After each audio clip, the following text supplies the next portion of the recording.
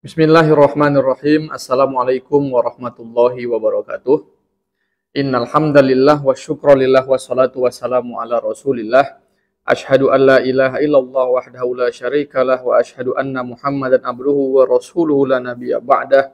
Rabbi shrah li sadri wa yassir li amri wahlul 'uqdatam min lisani yafqahu qawli amma ba'du.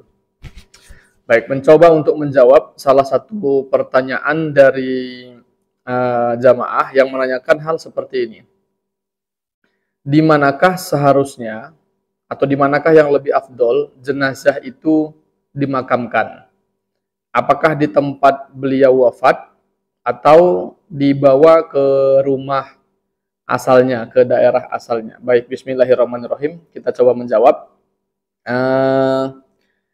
Ada salah satu hadis yang diriwayatkan oleh Albani, yang mana hadis itu berisikan idza qadallahu ta'ala li 'abdin an yamut bi ardin ja'alallahu lahu ilaiha hajatan, yang artinya apabila Allah Subhanahu wa taala telah menetapkan seorang hamba untuk meninggal dunia pada suatu tempat, maka Allah akan menjadikan baginya hajat apapun untuk menuju ke tempat tersebut. Baik.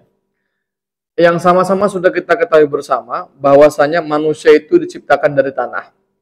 Maka ada suatu pernyataan yang mungkin pernah kita dengar, manusia itu diciptakan atau manusia itu akan dikuburkan di tempat daerah mana ia diciptakan. Jadi mungkin pernah terjadi di sekitar kita seorang yang tinggalnya mungkin di Indonesia wafat di Mekah, misalnya pada saat ini lagi musim haji, wafat di Mekah, maka ia dikebumikan di Mekah. Maka dapat dinyatakan bahwasanya beliau itu diciptakan dari tanah Mekah. Ada juga orang-orang yang baru saja mungkin selesai membangun rumahnya di suatu kota. Sebelum rumah ini ia tempati, maka ia ada hajat ke daerah tertentu, ke suatu daerah tertentu. Maka ia berangkat ke sana dan wafat di sana.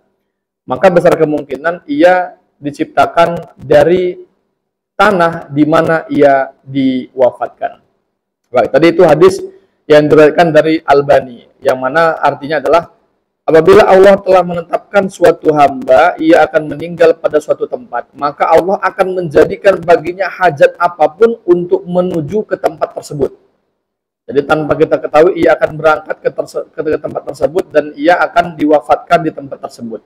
Nah, kembali ke pertanyaan awal tadi, di mana lebih afdol? Apakah dimakamkan di tempat ia meninggal atau boleh dibawa ke tempat di mana keluarganya berada? Baik. Jumhur ulama sepakat bahwasanya lebih afdol si jenazah itu dikuburkan di tempat di mana ia meninggal dunia. Nah, jumhur ulama bersepakat bahwasanya lebih afdol ia dimakamkan di tempat ia meninggal dunia. Jadi di situ dinyatakan bahwasanya sebelum atau sesudah meninggal dunia, maka ia lebih afdol dimakamkan di tempat ia meninggal. Apa maksudnya sebelum? Sebelum itu maksudnya sebelum dimakamkan, maka ia lebih afdol dimakamkan di tempat tersebut. Jadi tidak perlu dia dibawa ke tempat di mana ia dilahirkan misalnya, di mana keluarganya berada. Nah, itu kalau misalnya sebelum. Kalau setelah berarti ketika ia sudah meninggal, maka ia dimakamkan di situ. Tidak perlu lagi jenazahnya dipindahkan, dibongkar makamnya, dipindahkan ke tempat lain. Itu kalau misalnya sesudah dimakamkan. Tapi kalau sebelum dimakamkan, maksudnya tadi adalah sebelum ketika ia meninggal dunia, maka tidak perlu ia dibawa ke tempat daerah mana ia berasal. Nah, tapi ada riwayat yang mengatakan bahwasanya seperti ini. Aisyah istri Rasulullah SAW pernah berziarah ke kota Mekah, ziarah ke makam adiknya yaitu Abdurrahman bin Abu Bakar. Jadi adik Aisyah istri Rasulullah, adik iparnya Rasulullah itu dimakamkan di Mekah. Padahal beliau meninggal di Habasyah. Habasyah itu di Ethiopia. Tapi sebelum beliau dimakamkan di Ethiopia, maka Aisyah meminta bahwa jenazahnya dimakamkan saja di kota Mekah. Sehingga ketika Aisyah berziarah ke makam adiknya Abdurrahman bin Abu Bakar, setelah beliau berziarah, beliau ditanya, kenapa Abdurrahman tidak dimakamkan di tempat ia diwafatkan? Maka Aisyah mengatakan seperti ini. Nah, lau hadartu hina mautika ladufinta fima mitta. Yang artinya, kalau seandainya aku ada ketika engkau meninggal dunia di Habasyah, maka niscaya engkau akan dimakamkan di Habasyah, tidak perlu dibawa ke kota Makkah. Hanya saja ketika adiknya Abdurrahman bin Abu Bakar meninggal dunia di Habasyah, ketika itu Aisyah radhiyallahu anha berada di kota Makkah, maka Aisyah meminta untuk membawa jenazah adiknya tadi dimakamkan di kota Makkah saja. Berarti sebenarnya di sini menjelaskan bahwasanya lebih afdol jenazah itu dimakamkan di tempat ia meninggal dunia. Tapi kalau ada suatu hal, maka diperbolehkan ia dimakamkan di tempat mana ia berasal. Contoh misalnya suatu hal menjadi wasiat jenazah. Nanti kalau aku meninggal dunia, maka tolong makamkan aku bersebelahan dengan makam ibu, dengan makam ayah, seperti misalnya. Itu kan wasiat. Maka itu diperbolehkan.